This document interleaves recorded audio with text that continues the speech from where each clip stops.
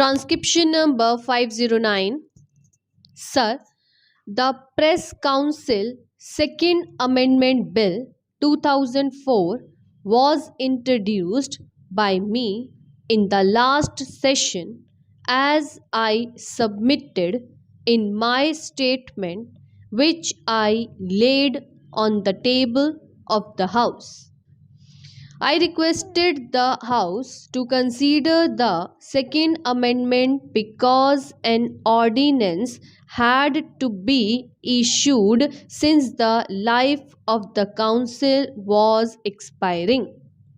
Since the life of the present Council was expiring, we had to issue the ordinance. At this stage, I do not think I have much to say because it is a very simple bill. It is only trying to extend the life of the Press Council till the end of the year.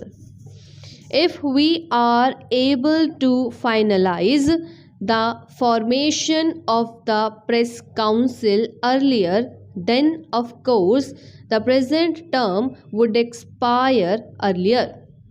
You will recall I had said in the course of the last debate that a committee of members of parliament has been working for the drafting of the second bill, which is likely to come up before the end of this session.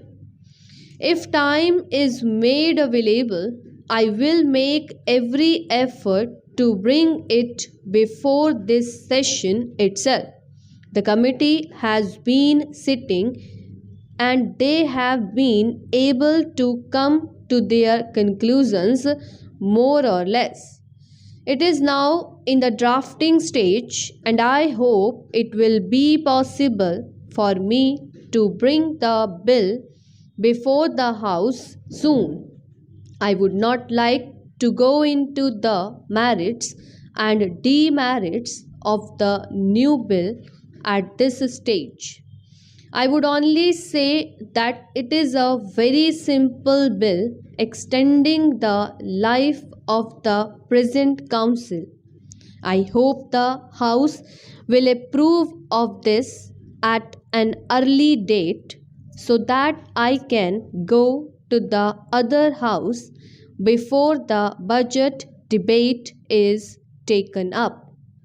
Mr. Deputy Chairman, I welcome the Minister's statement that before this session ends, the government would be in a position to bring the comprehensive Press Council Amendment Bill before this House for consideration because that would be the proper occasion for discussing the working of the Press Council in depth.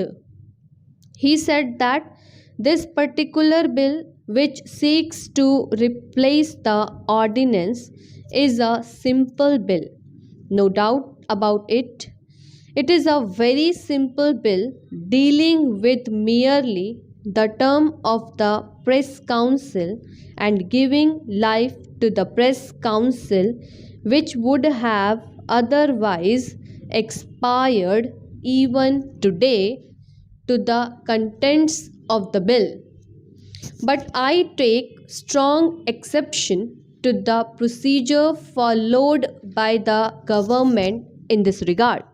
It has been my general objection that Article 123 of the Constitution, which empowers the President to promulgate ordinances during the recess of Parliament, is a very special power.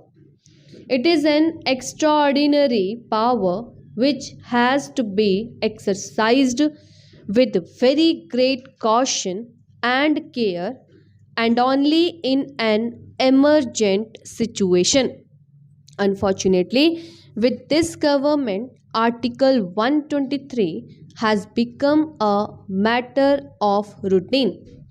It has been stated in the statement by the minister explaining why an ordinance was necessary, that because the bill was introduced only on 21st December, there was no time to pass the bill, as the life of the press council was due to expire on 31st December. For this reason, there was no option except to take recourse to an ordinance. My submission to the government would be that the government was fully in the know that the term of the press council was due to expire on 31st December. This was not something which suddenly came out.